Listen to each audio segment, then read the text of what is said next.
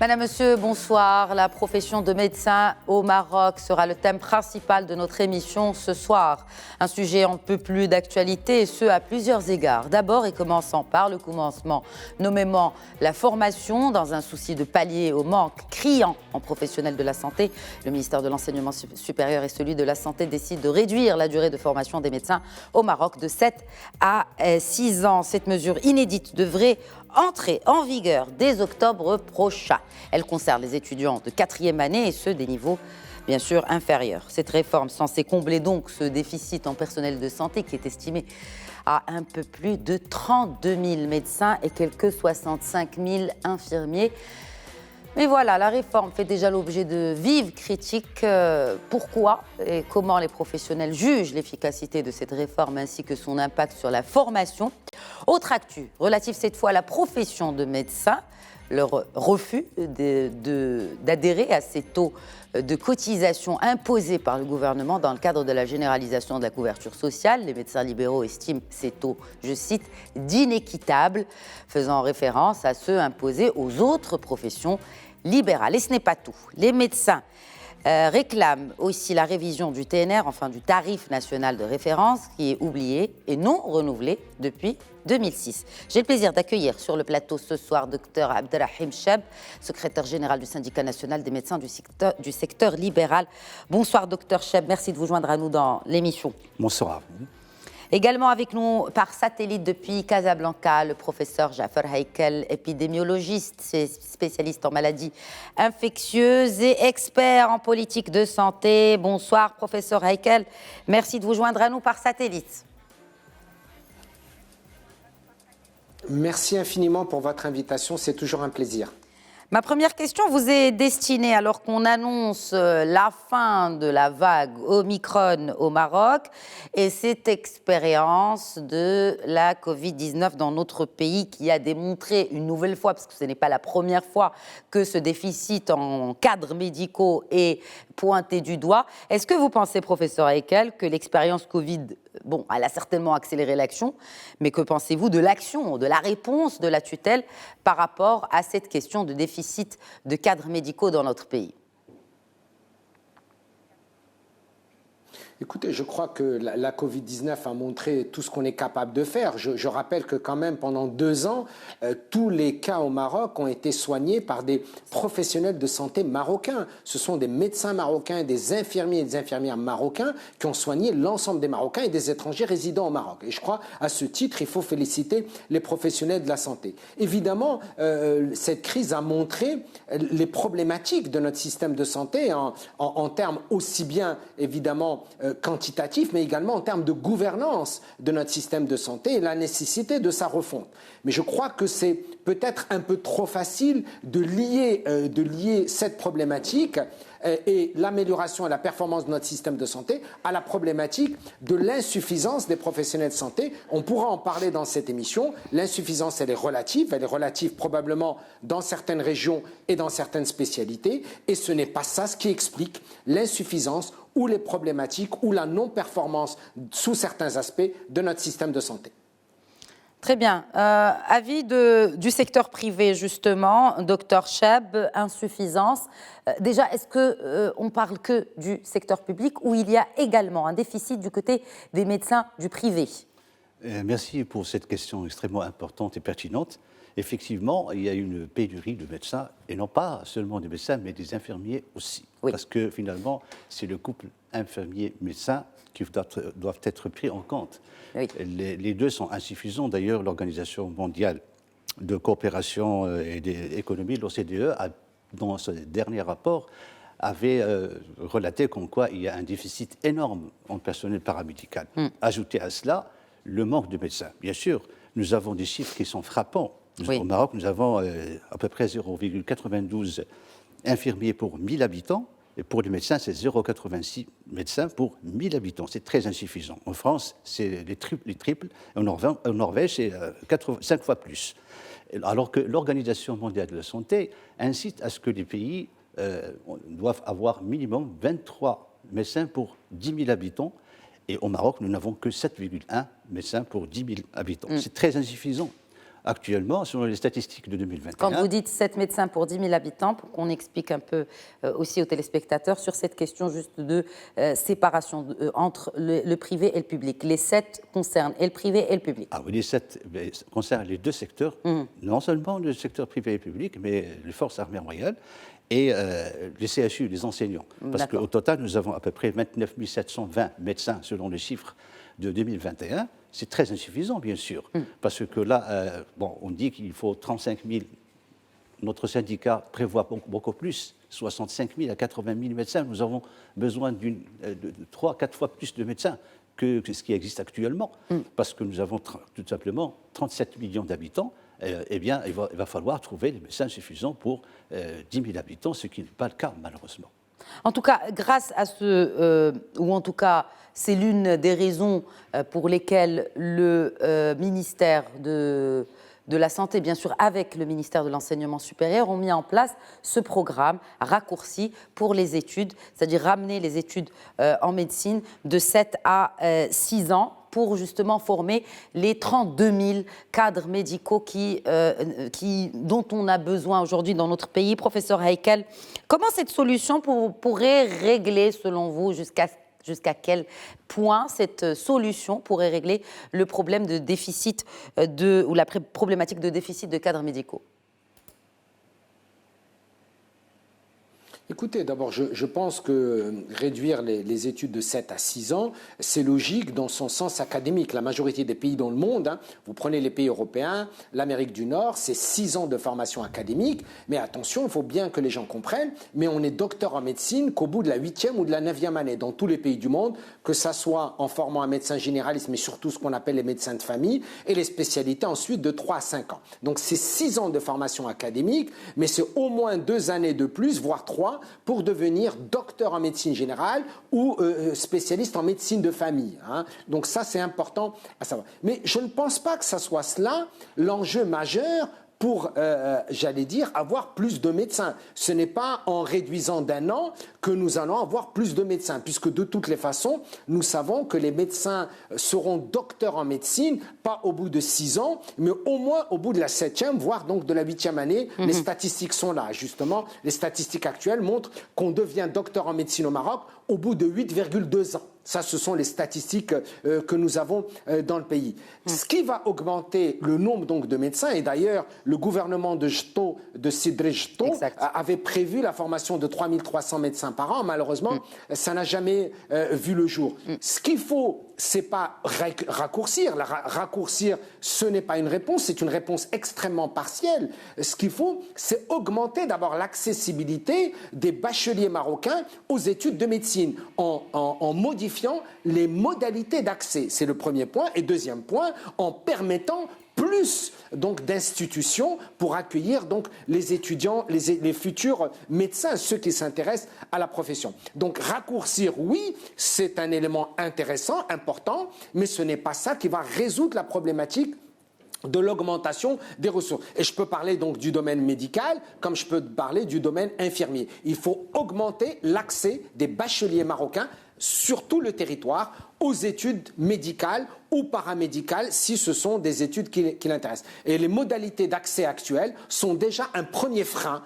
Vous parlez de, professeur Heikel, ce premier frein. Professeur Heikel, le premier frein, parlons-en justement en détail. Vous parlez des modalités d'accès, vous parlez de la moyenne exigée pour avoir accès à ces études de médecine.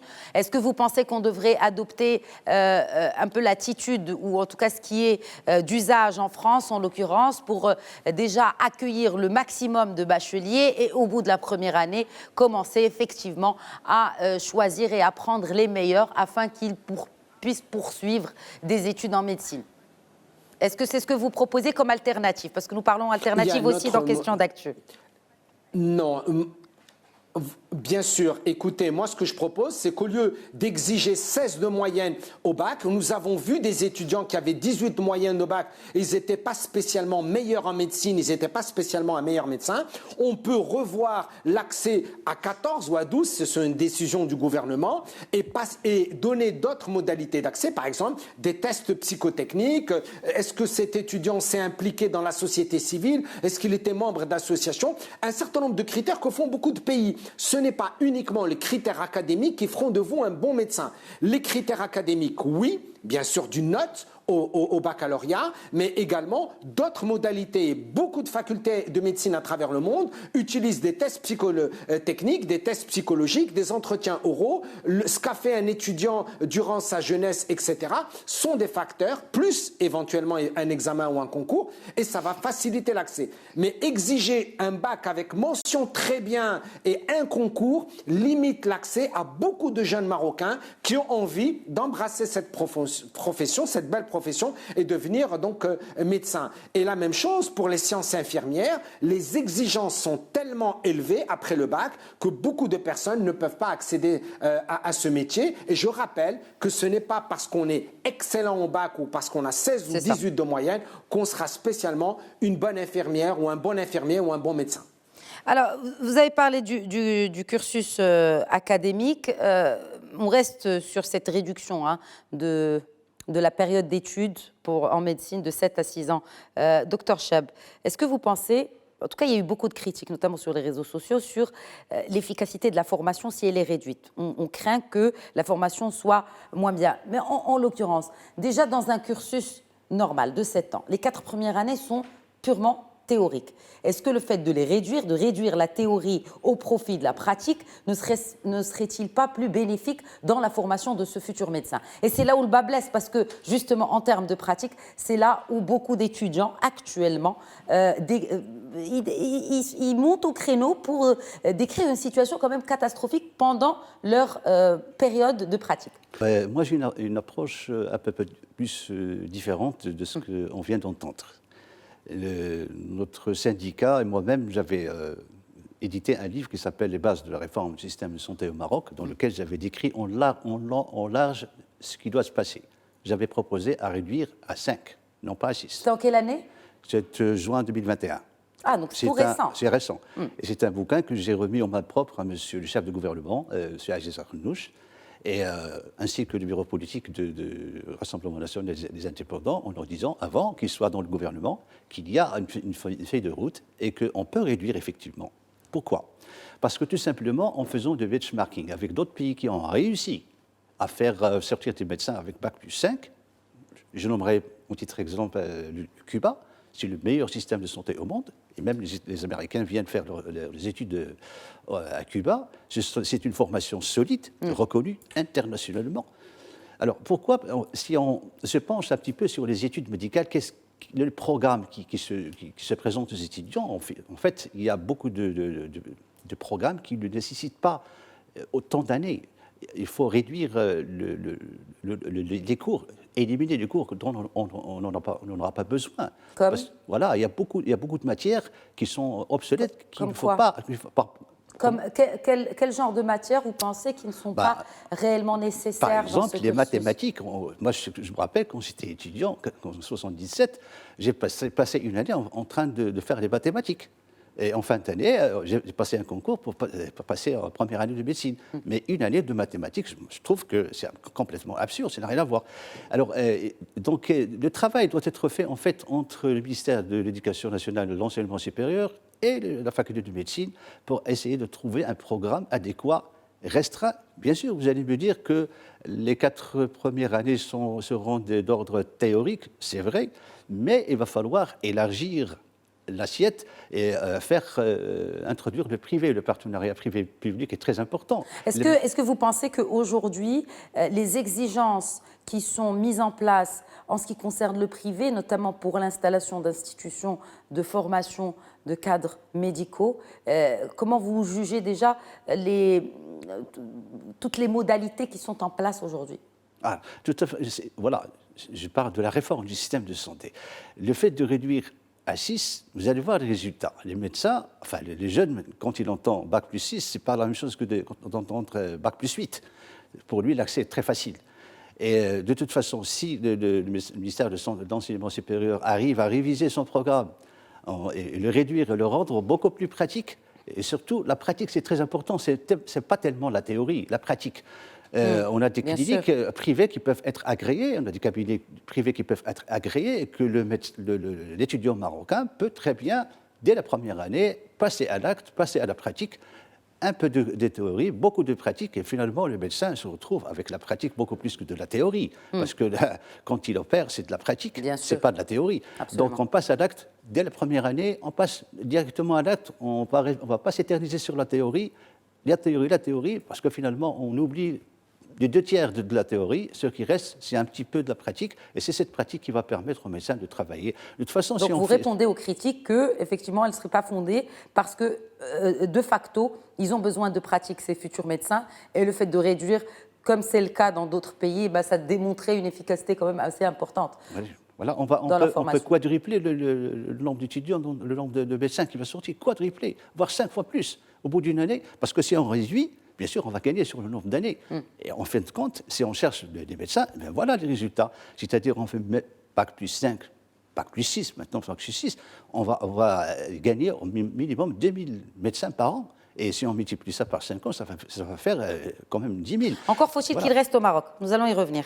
Voilà. Professeur Haikal, peut-être une réaction par rapport à ce qui a été dit, par rapport aux agréments qui sont délivrés à ces établissements qui enseignent la médecine.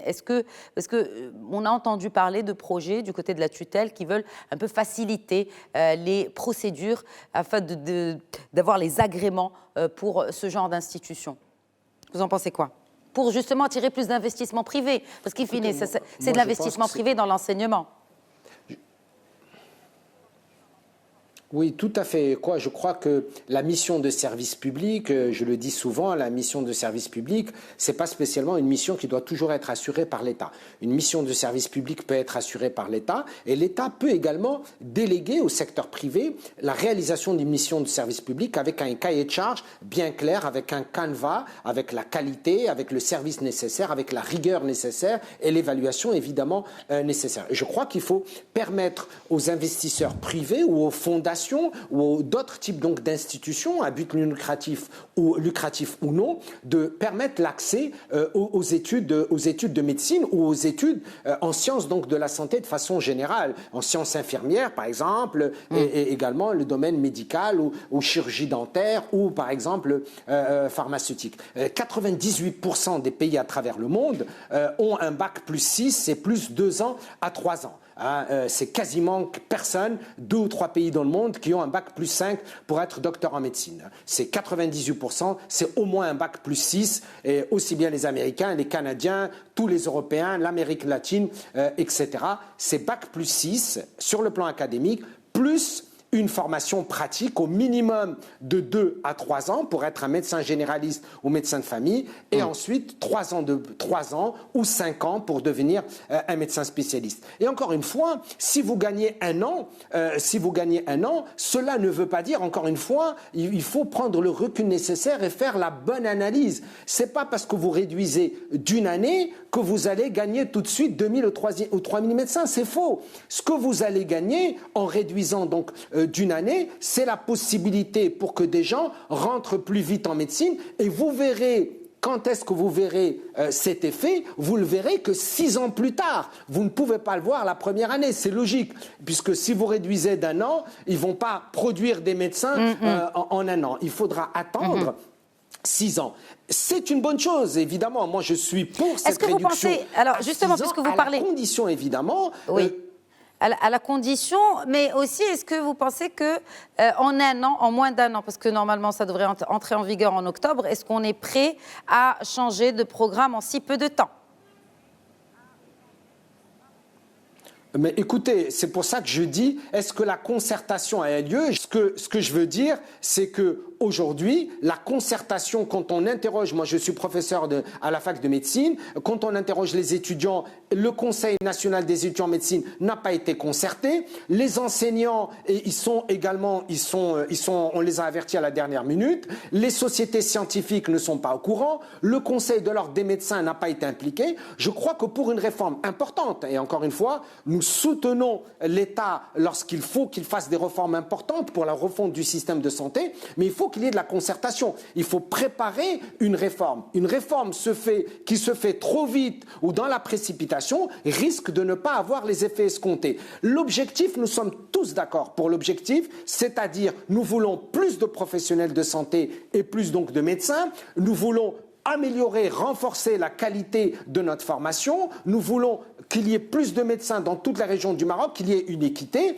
mais cela doit se faire avec pragmatisme, avec intelligence, mais avec le temps nécessaire pour que tout le monde soit prêt à embrasser ou à adhérer à une réforme. Rappelez-vous que si vous faites une réforme qui ne retient pas l'adhésion du maximum d'étudiants en médecine, d'enseignants, de professeurs et de professionnels de santé sur le terrain, eh bien malheureusement, on n'aura pas les effets escomptés. Et c'est ça ma crainte, c'est que lorsqu'on veut faire les choses, la vitesse ne veut pas dire la précipitation. Allons vite, oui, mais sans se précipiter. Prenons le temps de nous concerter avec toutes les instances qui ont leurs mots et leur expérience à dire dans le système de santé.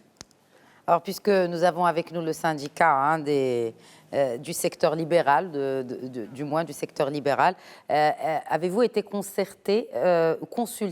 Y a-t-il eu concertation avec votre syndicat avant l'annonce, j'ai envie de dire, de cette réforme?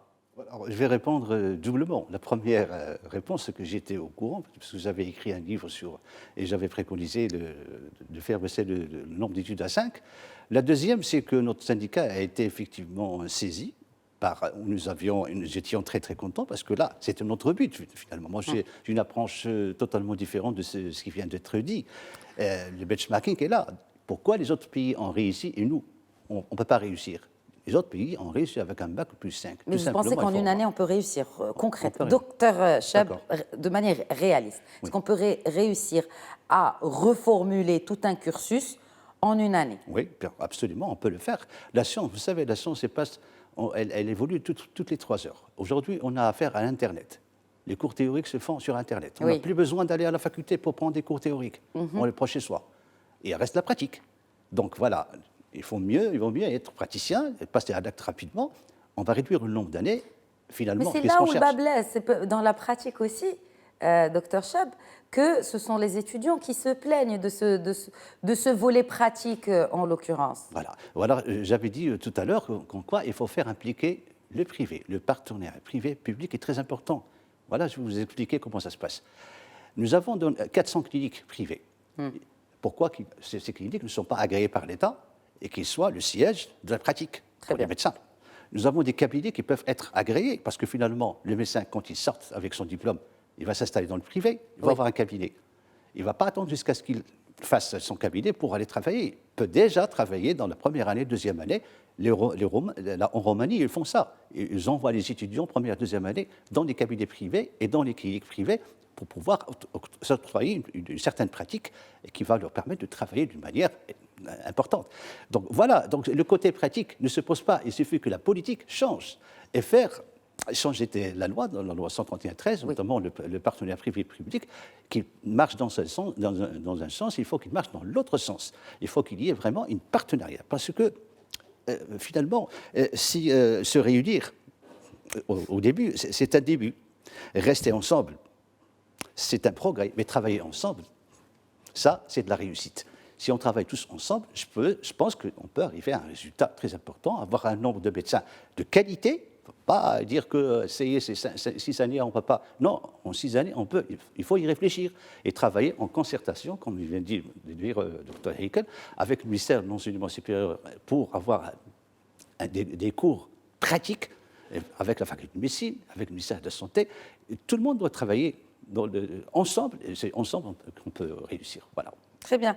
Une réaction, professeur Heikel, pour justement, avant qu'on entre dans le détail vraiment de la profession, pour avoir déjà un système de santé attractif, parce qu'on parle de formation, et je le disais tout à l'heure, encore faut-il garder ces cadres médicaux au Maroc. Il y a une fuite des cerveaux des lauréats de facultés de médecine marocaine qui est extrêmement grave aujourd'hui. Les étudiants quittent au bout de la 4e année, quitte à refaire une, voire 2 années dans d'autres pays, pour ne citer que la Belgique par exemple, ils prennent quand même 2 années de retard pour éviter de décrocher leur diplôme au Maroc et de faire leur travail ici. Donc comment rendre cette attractivité du système de santé pour pouvoir justement y retenir ces praticiens qui sont, rappelons-le, formés au Maroc, ce qui prouve aussi d'ailleurs, bon,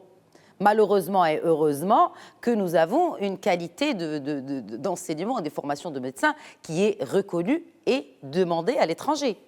Donc comment les garder au pays, pour être plus concise? Oui. Et effectivement, vous avez raison, moi en tant qu'enseignant depuis plus de 20 ans maintenant, j'ai plusieurs de mes étudiants qui aujourd'hui sont à l'étranger, sont des médecins brillants, et je peux vous dire, aux États-Unis, en France, en Allemagne, en Belgique, en Espagne, et je peux vous citer, vous donner leur cursus, et ils ont brillamment réussi, et ils ont été formés à l'université marocaine, dans les facultés de médecine marocaine. Donc vous avez parfaitement raison de dire qu'il y a des gens qui ont toutes les compétences nécessaires dans le contexte marocain et que nous perdons. Et nous perdons, vous le savez, vous connaissez les chiffres, en moyenne à peu près donc 600 professionnels de santé, médecins qui quittent le Maroc pour aller exercer à l'étranger. Ils n'ont pas été retenus ni dans le secteur public ni dans le secteur privé. Ce n'est pas parce qu'ils ne sont pas attirés par le public ou par le privé, c'est-à-dire l'environnement global du système donc, de santé, dans son organisation globale, dans toutes ses dimensions, c'est-à-dire sa dimension infrastructure, sa dimension moyen, sa dimension capital humain et valorisation du capital humain, et sa dimension également performance, fait en sorte qu'un certain nombre de jeunes médecins marocains préfèrent aller à l'étranger. Et je vous assure, ce n'est pas uniquement pour des raisons financières. On croit toujours que les médecins marocains partent parce qu'ils sont beaucoup mieux payés ailleurs. Principalement, professeur Heikel, principalement. Je ne le nie pas. Principalement. Oui, mais je ne le nie pas. Je ne le nie pas. Mais oui, d'accord, mais il y a également l'environnement et les conditions donc de travail, il y a la valorisation et il y a un système qui est très important, qui vous tire vers le haut. C'est un système également qui vous permet de vous épanouir intellectuellement et scientifiquement. Je ne dis pas que ce n'est pas le cas dans le contexte marocain. C'est plus difficile, plus compliqué dans le contexte marocain, malgré que nos doyens, nos facultés font ce qu'ils peuvent avec les moyens qu'ils peuvent. Mais force est de constater, c'est que nous n'arrivons pas à retenir quelques centaines de nos confrères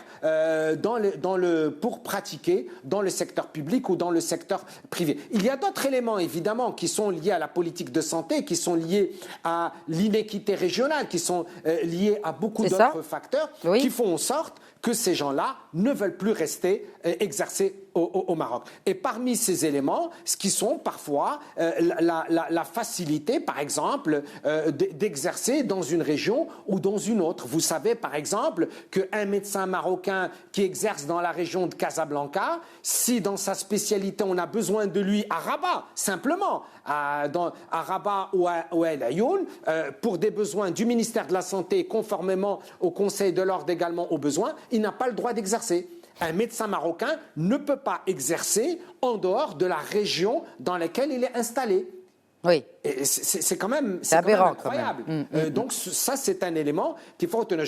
Voilà, je vous donne l'exemple du docteur Cheb, par exemple, qui est avec vous, qui est ORL. On aurait besoin d'un ORL à l'Aïoun, et le Conseil de l'Ordre régional de l'Aïoun, plus la direction régionale de l'Aïoun, décide qu'on a besoin d'ORL. Eh bien, si M. Cheb veut aller exercer là-bas, il n'a pas le droit. Alors qu'il est médecin marocain, inscrit au tableau de l'ordre, spécialiste marocain reconnu. Et il ne peut pas aller exercer dans une autre région du Maroc. Alors regardez, on peut combler certains besoins déjà avec une meilleure mobilité. Et ça ne demande pas des textes de loi compliqués. Ça demande simplement, encore une fois, une réorganisation de la mobilité des médecins marocains déjà dans le contexte marocain. Ça, c'est parmi les exemples que je peux donner. Très bien. Peut-être d'autres exemples par rapport à cette question. 7 futurs médecins sur 10 veulent quitter le pays. Vous êtes confronté quand même à cela, docteur Chab. C'est une réalité qui est là aujourd'hui et qui s'accentue avec le temps, malheureusement. Alors, on a beau dire qu'on réduit le temps ou la période d'études et de formation, encore faut-il que ces personnes formées veuillent réellement exercer au Maroc. Oui. Donc, qu'est-ce que vous proposez, vous, au niveau du syndicat, justement, pour pouvoir retenir cette ressource en or que nous avons? Tout à fait. Enfin, tout d'abord, il faut commencer par le nombre de médecins marocains qui exercent à l'étranger. Ils sont au nombre de 8000. Il y a à peu près, je suis membre du Conseil national, rapporteur de la commission d'exercice de la médecine, rien qu'hier, les Marocains viennent, 500 médecins qui demandent la radiation du Conseil de l'ordre de médecine pour partir à l'étranger. Plus 100 médecins qui partent à la retraite, ça fait 600 médecins qui partent chaque année. Vrai, c'est vrai. La loi, elle est là, la loi 31-21 qui est venue modifier et compléter la loi 131-13 pour permettre aux médecins étrangers de venir exercer au Maroc. C'est une loi qui a été votée, on doit l'appliquer, il n'y a pas de problème, mais du côté pratique, nous, au Conseil de l'Ordre, nous n'avons reçu que 40 médecins étrangers. 40. Il y a 600 qui partent d'un côté et 40 de l'autre côté. C'est vrai, cette loi, elle est venue, pour un petit peu dire, empêcher l'exode des médecins vers l'étranger, mais ce n'est pas suffisant parce que, comme vous voyez, les mesures incitatives que donnent les Européens pour les médecins pour aller travailler sont beaucoup plus attractives. Il y a un bras de fer entre les pays développés et les pays développés. On leur offre 6 000 euros pour un médecin généraliste la première année, alors qu'au Maroc, il est à 800 euros. Vous voyez, la différence, elle est énorme. Il n'y a pas d'allocation familiale, il n'y a pas de retraite, il n'y a pas beaucoup de choses. Pour le privé, il faut qu'il y ait revoir le mode de fiscalité et que j'espère qu'on va revenir. Tout de suite. Il nous reste 10 minutes.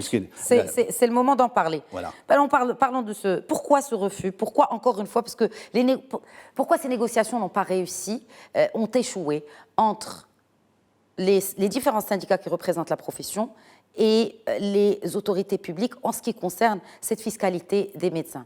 Parce que certains, ils disent que les médecins, ils ne veulent pas payer. Voilà. Non, c'est faux, c'est archi faux. De toute façon, ce qu'on reproche, c'est aux législateurs. C'est la législation qui a été mal faite. La loi 131-13, l'article 2, il est clair. Il est strictement interdit que le médecin fasse un travail de commerce. Or, il se trouve de l'autre côté qui paye un impôt sur le revenu de 38%, alors que le SARL, les sociétés payent 10% sur le revenu. Ils payent une patente comme un commerçant. Ils payent une TVA qu'ils ne récupèrent pas. Et ça, on l'a déjà mentionné au niveau de la Direction générale des impôts, en disant qu'il faut trouver un système de fiscalité spécifique pour le médecin, parce qu'il donne des services. Ce n'est pas un commerçant. Or, le gouvernement, la Direction générale des impôts, elle traite le médecin comme un commerçant. Nous, ce qu'on dit, c'est qu'il faut revoir, il faut un cahier de charge, il faut un système fiscal spécifique pour le médecin. Bien sûr, le médecin doit payer ses impôts. Payer les impôts, c'est un acte de civisme. Le médecin, il n'a pas le droit, il doit payer comme tout le monde. Mais l'imposition ne doit pas être calquée sur les commerçants. Pourquoi? Parce que, tout simplement, parce que je viens de dire, le médecin achète un local avec la TVA, et cette TVA, il ne la récupère pas, il n'a pas le droit de la récupérer. Parce que le médecin ne paie pas la TVA. Mais dans la pratique? Dans la pratique, voilà, on perd 20% de notre projet. Et ce site est très important parce que l'investisseur, quand il vient, il voit que 10% va partir à l'État, il ne va pas revenir, il ne va pas pouvoir investir, pas du tout. Donc il faut revoir le système fiscal dans le secteur privé. Il faut lui donner une entité spécifique. Qu'est-ce que vous proposez? Pardon? Qu'est-ce que vous avez proposé? Voilà, ce qu'on propose par exemple, est-ce que le médecin, dans les cabinets privés, paye 20% toutes les taxes. Alors, on enlève la patente, l'impôt sur les plaques, il y a plein d'impôts que le médecin paye. Mais c'est pas ça. Vous dites qu'il ne faut pas payer une taxe commune, voilà. Enfin, en tout cas qui réunisse toutes les taxes, tous les impôts que vous payez actuellement, et qui soit de l'ordre de 20% du chiffre d'affaires. Voilà, chiffre d'affaires, 20%. Comme ça, tous les médecins vont payer la même chose, 20%. essayer de sortir de cette enclave Mais pas tous les médecins sont comparables, parce qu'il y a une disparité régionale, comme vous le savez, et qui fait qu'un médecin qui exerce, que dis-je, dans un endroit très reculé, n'est pas comparable à un médecin à Riyad, à Rabat. C'est pour ça que je dis les mesures incitatives. Pour les médecins qui partent dans les milieux ruraux, on leur donne des facilités fiscales pour qu'ils puissent s'installer et travailler. Mais vous dites que vous voulez généraliser les 20% pour tous les médecins. Généraliser pour tout le monde, mais pas pour les régions, enfin, les régions qui sont lointaines. On ne va pas payer 20% quand on est installé à Gomil. Est-ce que vous pensez que c'est sincèrement réalisable dans l'immédiat, ce que vous proposez? Voilà. Dans l'immédiat, c'est de revoir le système fiscal et enlever cette étiquette de commerçant chez les médecins. Le médecin n'est pas un commerçant, c'est un prestataire de services. Il vend des services. Pardon? Il vend des services. Non, prestataire, différence. Oui, mais de toute façon, il est payé pour cela. C'est-à-dire, donc il y a... Prestataire de services. C'est une question de sémantique, voilà. Docteur Cheb. Voilà. J'aimerais bien faire réagir, professeur Heikel. Ça fait un moment qu'on ne l'a pas entendu. Par rapport à cette question de fiscalité et de couverture sociale des médecins, parce que c'est assez ironique que les médecins ne soient pas couverts. N'est pas en tout cas de couverture sociale. Une réaction par rapport à ce qui a été dit et par rapport à ces recommandations, voire ces réclamations des professionnels libéraux. Écoutez, je crois que si les gens savaient qu'un médecin qui pratique, qui sauve des vies, qui soigne des gens, n'a pas d'assurance maladie ou n'a pas de retraite, les gens n'arrivaient pas à le croire. Comment ça se fait qu'un médecin n'a pas de retraite? Un médecin qui s'arrête du privé, qui s'arrête de travailler, n'a aucune retraite. Un médecin qui soigne des gens et qui tombe malade doit payer ses soins, il n'a pas d'assurance maladie. C'était vraiment... Et je pense que c'est un combat, il faut féliciter les syndicats, tous les syndicats qui se sont battus, le Conseil de l'Ordre, également donc des médecins donc, du Maroc. Aujourd'hui, l'enjeu, il n'est absolument pas sur le fait que les médecins ne veulent pas participer à la cotisation pour avoir l'assurance maladie des indépendants. C'est totalement faux, c'est fallacieux et c'est injuste envers les médecins. Les médecins veulent et doivent contribuer, comme tous les citoyens, à l'assurance maladie des indépendants, mais à condition que cela soit dans une notion d'équité. Et l'équité, nous on est pour la solidarité, mais également on est pour l'équité. Et l'équité veut dire donner une participation, tout le monde, pour les professions libérales, de la même manière. On ne peut pas, dans le cadre de l'équité dans un pays de droit, et le Maroc est un pays de droit, faire une inéquité en différentes professions libérales où chacun va avoir des montants différents de cotisation. Et je crois que c'est ça l'enjeu. Les vous médecins, mettez, au contraire, alors, si juste vous pour mettre des noms, le SMIC et tout le monde... vous parlez de quelle profession libérale? Parce que moi, en introduction, j'ai parlé de profession libérale sans les nommer. Vous comparez, vous, en tant que médecin, ou en tout cas par rapport à ces taux de cotisation, à quelle profession libérale? Docteur Chab a évoqué les commerçants. Quelle profession libérale évoquez-vous, professeur Heikel? Non. Il y a des professions libérales qui n'ont pas eu dans le cadre de la loi, le même niveau de cotisation. L'exemple le typique, c'est celui des notaires. L'exemple typique, celui des avocats. L'exemple typique, c'est celui donc des pharmaciens. Et nous estimons que ce sont des professions que nous respectons, qui sont essentielles pour notre pays et qui sont nos confrères, nos concitoyens, etc. Et nous voulons simplement comprendre qu'il est important qu'il y ait une équité. Si l'équité, c'est que tout le monde paye 6 fois le SMIC, marhaba. Si l'équité, c'est que tout le monde paye 10 fois, marhaba. Mais si l'équité, c'est que tout le monde paye 3 fois, eh bien, tout le monde devra payer 3 fois. Mais on ne peut pas, dans le cadre d'une équité de profession libérale, avec chacune ses avantages et ses inconvénients, chacune sa contribution au social et économique, avoir des niveaux différents. Ça, c'est pour l'assurance maladie des indépendants. Concernant la fiscalité, et je crois que c'est très important que nous comprenions qu'il faut choisir, il faut que l'État choisisse. Soit vous considérez que la profession médicale est une profession commerciale, ce qui n'est pas le cas, parce que la loi elle est claire dans son article 2 de l'exercice de la médecine. La médecine n'est pas une profession commerciale et pas une activité. Donc il faut faire un choix. Si vous considérez que nous sommes une activité commerciale, marhaba. Et dans ces cas-là, appliquez-nous les règles que vous appliquez pour les sociétés commerciales, à savoir la récupération de la TVA, à savoir l'impôt sur les sociétés comme une SARL, que le cabinet médical soit une SARL, etc. Maintenant, si vous considérez que nous ne sommes pas une activité commerciale, dans ces cas-là, vous ne pouvez pas nous appliquer les règles d'une activité commerciale à une activité qui est considérée comme non commerciale. Et je crois que c'est de l'injustice.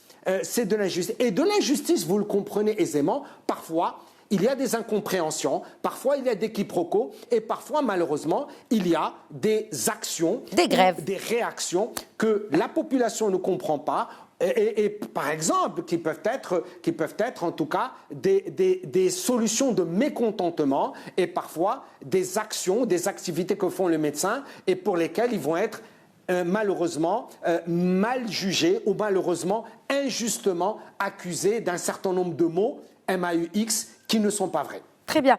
Docteur Cheb, donc il y a eu l'Assemblée générale de tous les syndicats, des professionnels du secteur de la santé privée. D'ailleurs, puisque j'ai évoqué la grève, il a été décidé de reporter la grève qui était programmée pour le mois de février, n'est-ce pas? Mais il y a toujours un risque qui est une grève si vos recommandations, si toutes vos doléances ne sont pas entendues. Vous avez rencontré les partis politiques de l'opposition, ceux du gouvernement. Vous avez adressé une lettre au chef du gouvernement. Donc, en gros, qu'est-ce qui est demandé? Quelles sont aujourd'hui, vous avez fait une liste de recommandations par rapport au chef du gouvernement. Sur cette question, déjà, comme le disait à juste titre, et ce que je disais tout à l'heure, c'est l'ironie du sort que les médecins traitants n'adhèrent pas ou ne sont pas inclus dans cette généralisation de la couture. Déjà, ne profitent pas du système de protection sociale et médicale. Alors, dans ce sens-là, et après on voit pour le volet fiscal, on en a déjà parlé, et sur la révision prévue tous les 3 ans de la grille tarifaire qui a été signée en 2006. Ouais, exact, nous sommes très optimistes, là, encore une fois. Avec ce nouveau gouvernement, il a la porte ouverte. On a rencontré les groupes parlementaires de la majorité et de l'opposition. Ils nous ont accueillis à bras ouverts, ils nous ont entendus. Nous avons présenté notre cahier revendicatif, en commençant par la révision de la tarification nationale de référence, qui n'a pas été révisée depuis 3 ans. Je peux vous dire qu'il y a beaucoup de parlementaires qui sont restés bouche bée, ils ne savaient pas, ils ne connaissaient pas ça. C'est la première fois qu'ils ont entendu que le patient, le Marocain, se fait rembourser sur la base de 150 dirhams chez le spécialiste et 90 dirhams chez le généraliste. Et cela n'a pas été révisé depuis 20 ans. On leur a dit que ce n'est pas possible. Vous voulez faire intégrer tout le monde, il faut augmenter la tarification nationale de référence. Et 1. Et 2. De combien? Ça a été déjà signé avec le ministre de la Santé. En 2019, on avait signé qui est le même ministre, il n'a pas changé, hein, c'est toujours Khalid El Fadel. Il a signé avec nous 250 dirhams pour que le patient sera remboursé sur la base de 250 dirhams. Vous savez, là, on n'est pas en train de défendre les médecins et la tarification, enfin les honoraires des médecins, on est en train de défendre le citoyen pour qu'il ne soit pas lésé, pour qu'il ne dise pas que le médecin a augmenté ses honoraires, alors que c'est faux, c'est archi faux. C'est la tarification nationale de référence qui n'a pas été révisée depuis 20 ans. C'est très important. Maintenant, si on rentre sur le volet cotisation des médecins, ça vient d'être dit, cotisation des médecins dans la CDSS. On est tous d'accord pour faire réussir ce grand chantier de Sa Majesté. Tout le monde, les médecins étaient les premiers à aller au-devant pour signer avec les ministères de tutelle, mais quand on a vu que le taux de 5,5 multiplié par la SMIC pour les spécialistes et 4 pour les généralistes, alors que pour les autres professions, architectes, notaires, c'est 2,5, voire 3,5. On a dit que nous sommes tous égaux devant la Constitution marocaine. Les professions libérales doivent être traitées de la même manière. On demande une équité. Ça, c'est le deuxième point. Non, parce que pour certains, payer 10 000 dirhams d'impôt pour un médecin, c'est rédhibitoire pour certains médecins. Non, mais quand on calcule la retraite et les allocations familiales, ce n'est pas 900 dirhams, c'est 3 000 dirhams par mois.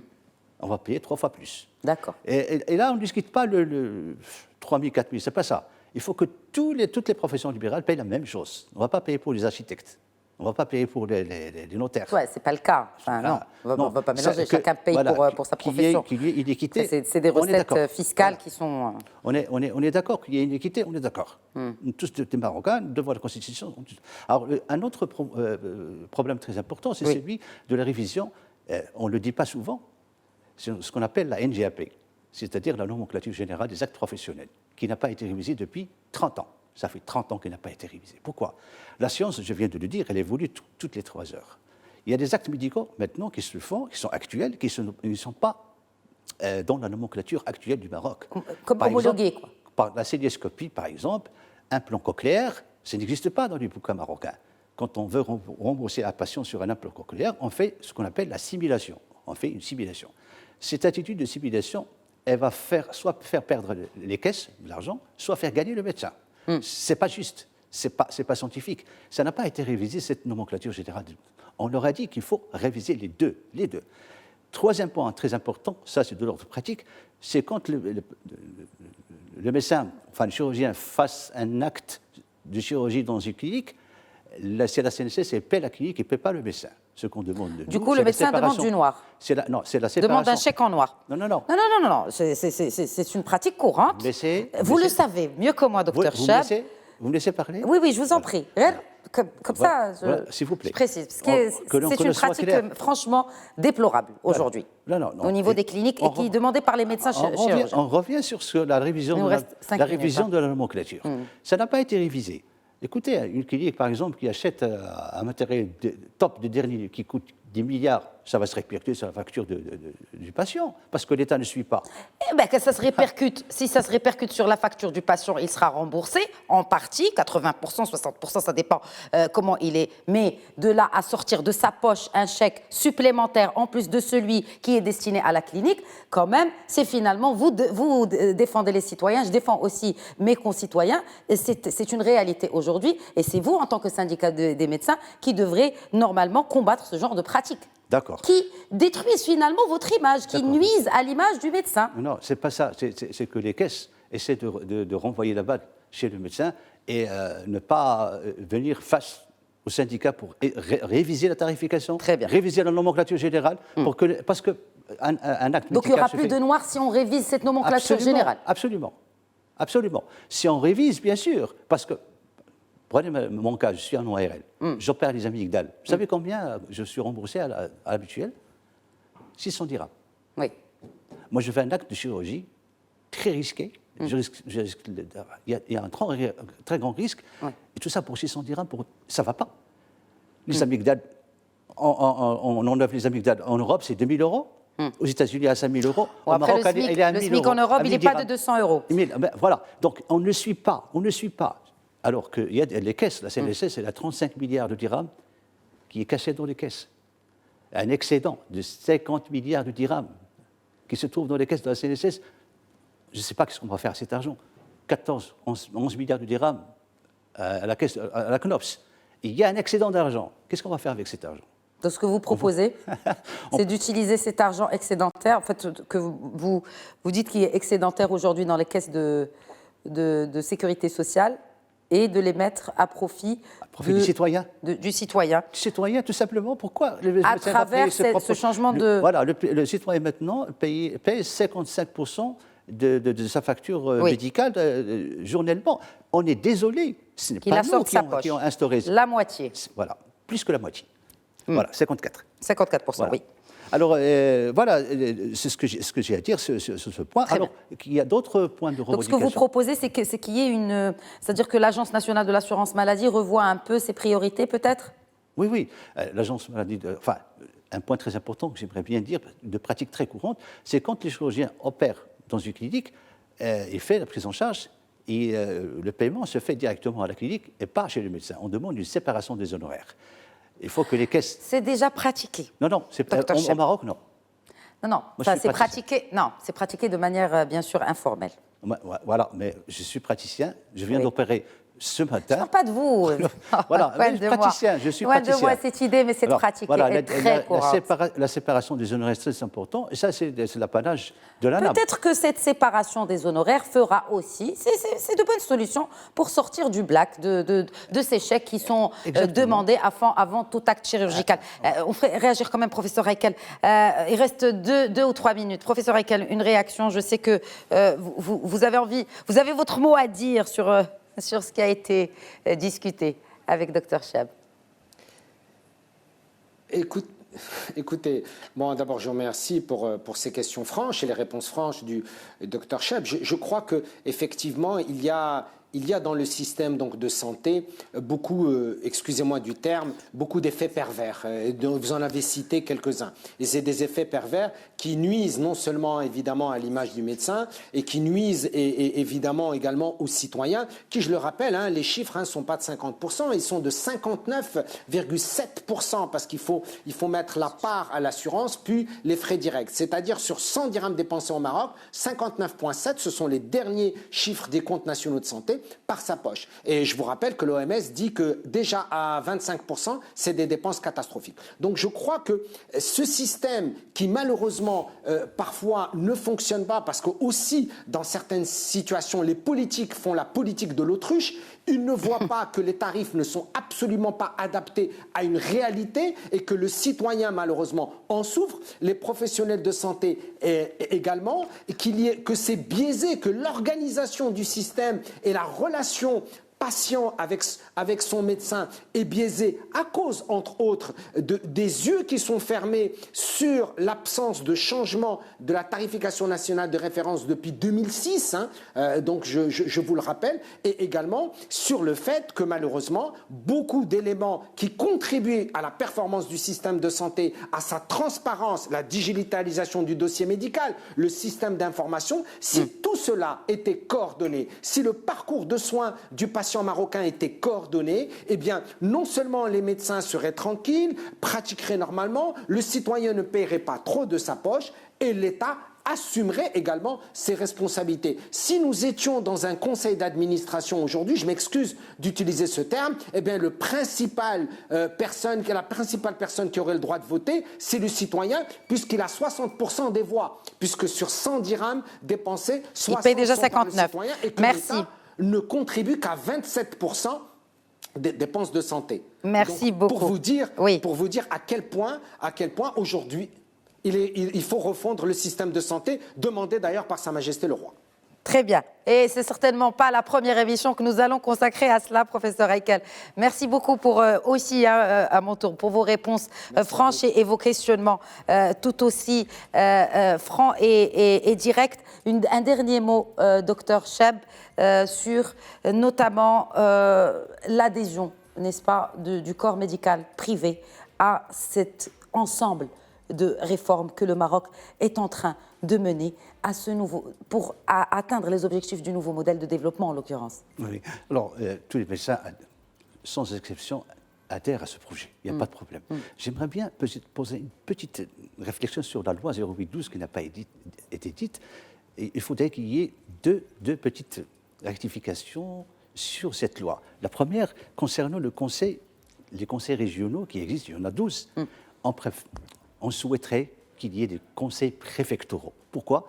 Pour rapprocher les citoyens des conseils régionaux et même des médecins des conseils régionaux.